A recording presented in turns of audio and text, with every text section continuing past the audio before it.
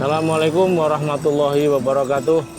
Kita ketemu kembali dengan channel Petani Caping Gunung, yang dalam episode kali ini kita akan membicarakan sesuatu yang penting, yang ini sangat dibutuhkan oleh kaum petani kita, yakni bagaimana kita membuat pupuk, yang pupuk ini nanti bisa menjadikan buah-buah yang asam, buah-buah yang kecut itu berubah menjadi manis, sehingga petani kita tidak khawatir misalnya menanam ternyata hasilnya kecut atau asam, sehingga kalau seperti itu maka akan merugi karena tidak laku dijual, atau kalau dimakan sendiri pun itu tidak enak.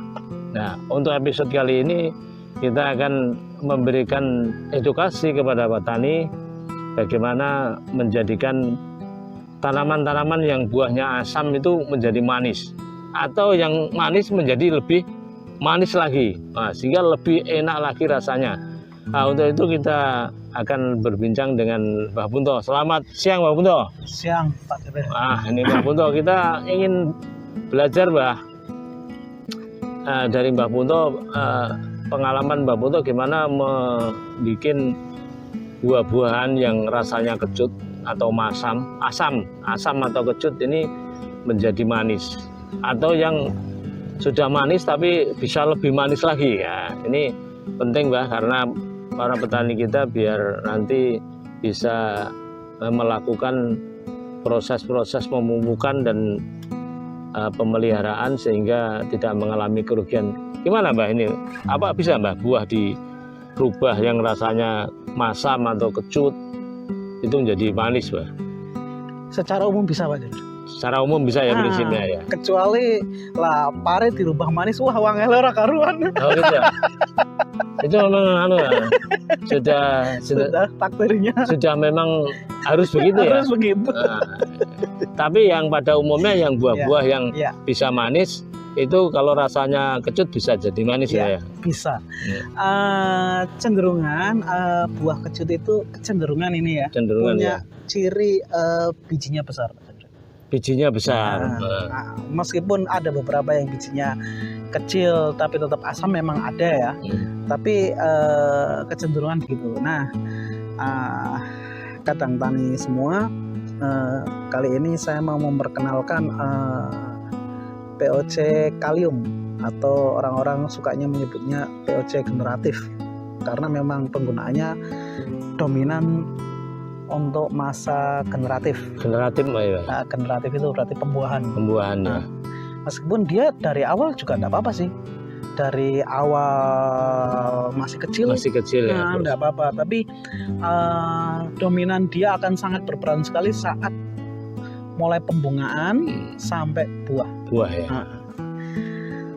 Mungkin bisa diceritakan, Mbak, untuk monggo. Saya menggunakan sabut kelapa untuk mendapatkan unsur kalium.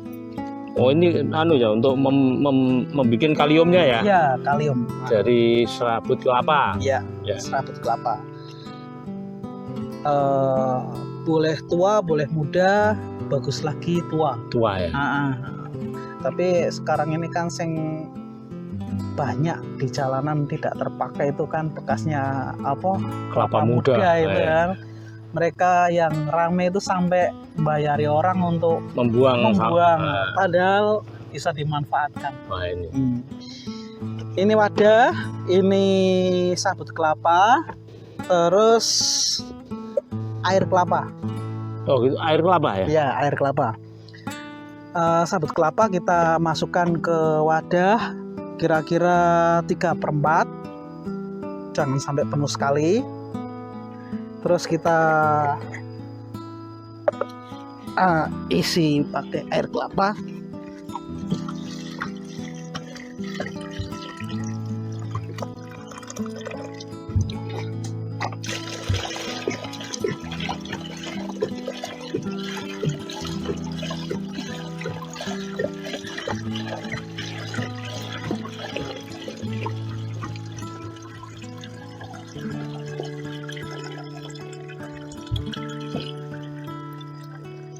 Ini ngepasnya air kelapanya segini ya. Kalau bisa sih hampir penuh sih. Penuh ya? Jangan penuh sekali tapi tetap ada rongganya sedikit lah. Oh gitu ya. Nah, terus kita tutup, tapi kalau bisa yang ulir ya. Oh ya, ular ya. Nah, kalau tidak ulir biasanya nanti keluar itu apa belatungnya itu. Oh gitu ya. Nah, yang ulir rapet, dah kayak gini. Fermentasi kalau saya 3 bulan Pak Jabir.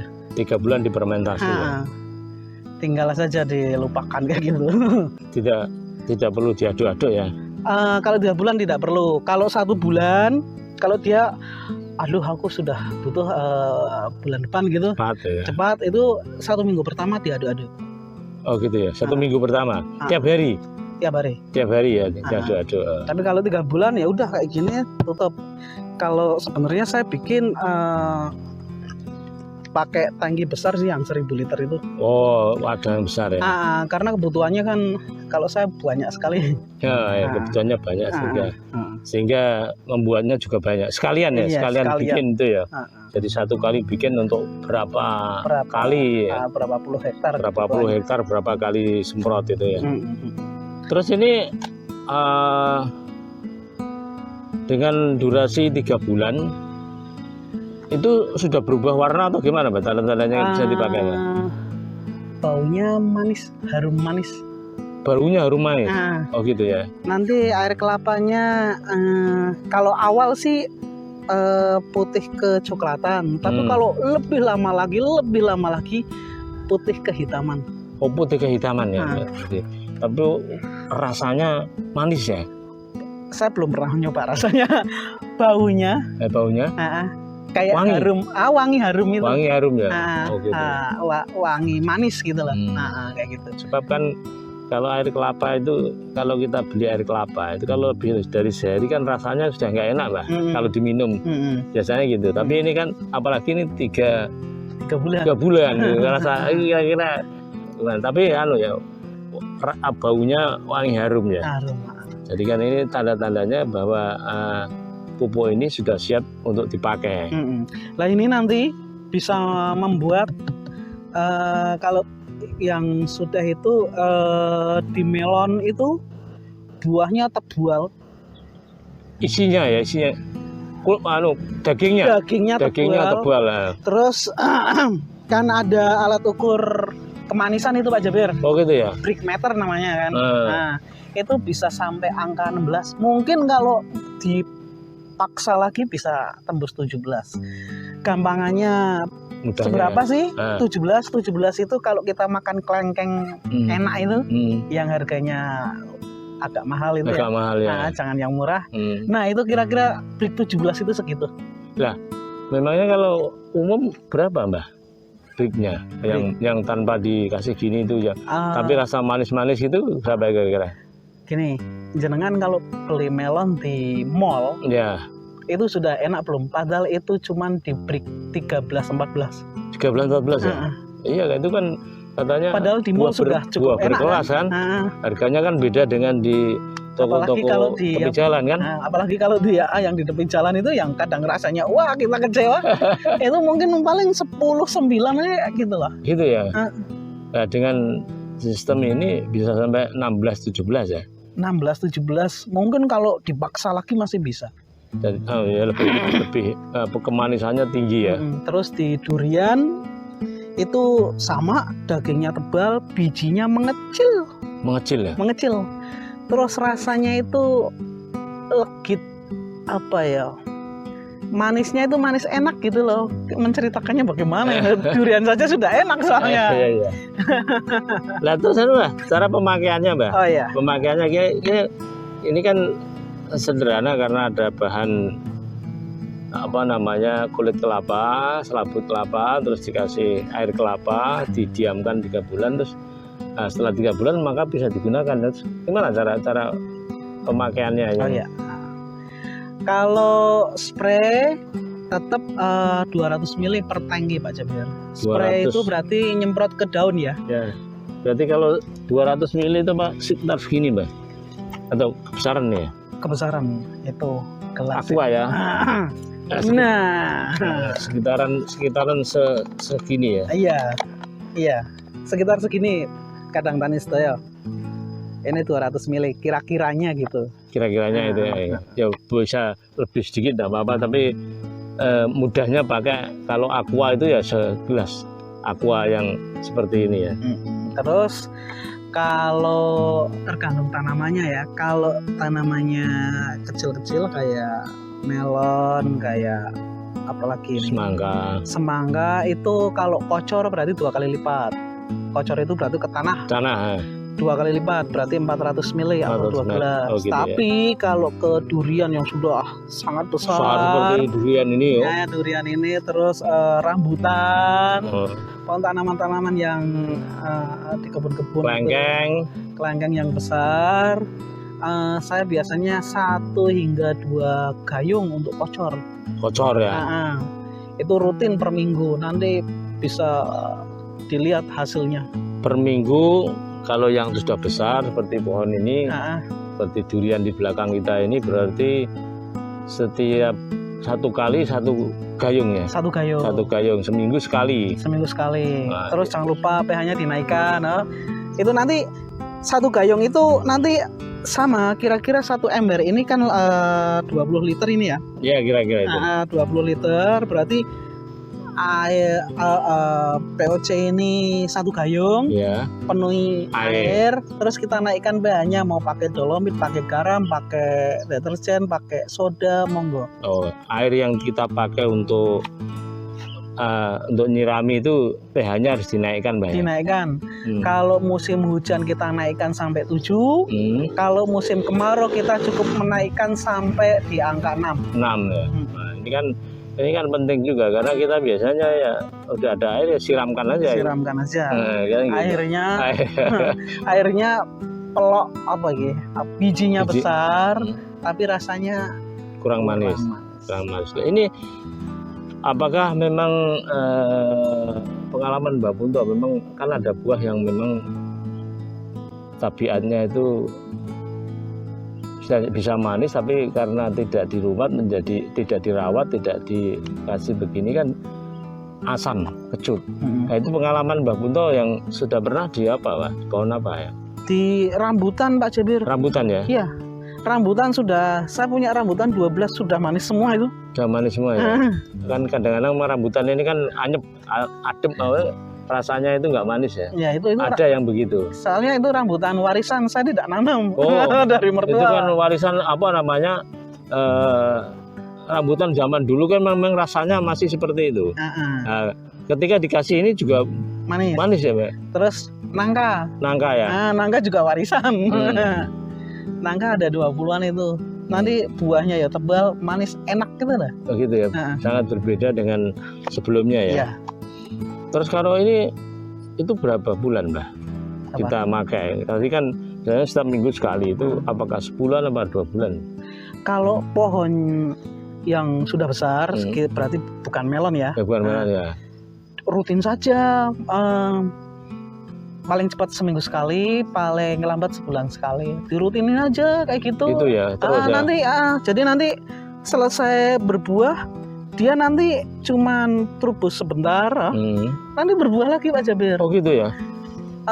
Saya punya berarti sekitar 7 pohon nangka itu tidak berhenti berbuah, Pak Jabir. Jadi terus ya, rutin ya. Jadi misalnya ini habis berbuah, masih ada yang pentil. Gitu ya. Terus kayak gitu. Ini kan luar biasa karena kan biasanya nangka itu kan pakai musim. Kalau lagi musim nangka ya buah semua, tapi kalau lagi nggak musim ya nggak buah semua. Tapi dengan ini buahnya bisa rutin ya. Rutin. Oh gitu. Jadi ini bukan hanya menjadikan buahnya semakin manis, terus dagingnya semakin tebal, tapi juga bisa membuat lebih rutin panennya ya. Iya. Wah ini luar biasa. Begitu seperti nangka itu juga begitu, Pak? Iya. Wah ini luar biasa karena nangkanya kalau lagi musim ya banyak, kalau nggak ada. Yang di belakang rumah itu waktu kita episode pertama itu yang sampah dapur itu kan ada pohon nangka itu. Pohon nangka ya. Nah, itu berbuah terus itu, Pak Jabir. Oh gitu ya. Oh ini luar biasa ini. Jadi bukan hanya menjadikan buah asam atau kecut menjadi manis, tapi juga bisa memperbanyak musim-musimnya itu. Jadi yang biasanya berbuah hanya setahun sekali, mungkin bisa 2 atau 3 kali setahun ya. Kayaknya sepanjang tahun. Sepanjang tahun malah ya. Wah, ini luar biasa. Yang belakang rumah itu sepanjang tahun, soalnya kan kesanding ya. Iya. Kesanding kan kamu Dekat ya, dekat. Per minggunya itu kan bisa rutin. Iya, sambil mungkin istirahat, sambil apa bisa dikasih gitu kan, karena dekat. Terus sampah apa brak gitu. Kamu popen gitu kan. Jadi lebih terawat ya. Terawat. Lebih apa namanya ini, kasih sayangnya itu lebih.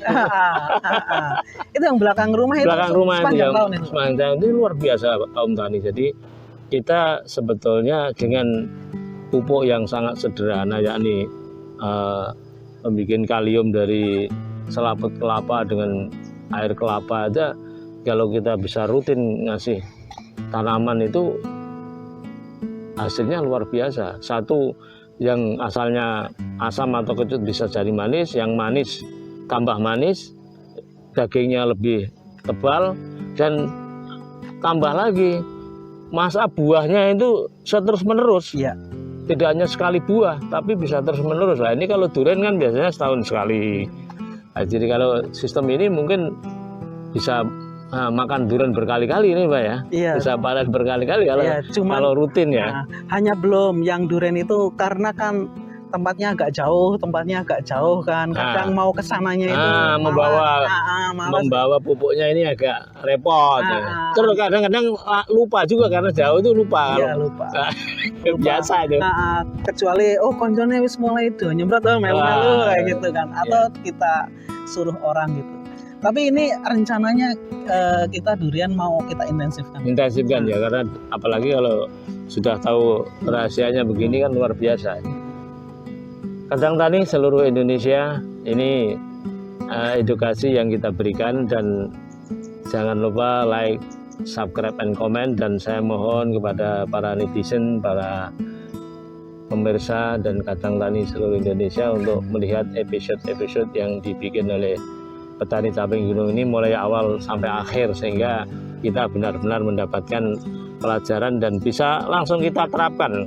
Harapan kita pemirsa, petani, netizen itu bisa mempraktekkan sendiri, tidak harus beli, tidak harus membeli dalam bentuk yang sudah kemasan atau apa, nggak usah, bisa membuat sendiri. Ini yang sebuah edukasi, sebuah terobosan, sehingga nanti petani itu benar-benar bisa mandiri di dalam hal pengadaan pupuk, pengadaan obat dan sebagainya. Dan selanjutnya terima kasih. Wassalamualaikum warahmatullahi wabarakatuh. Kita ketemu di episode-episode berikutnya.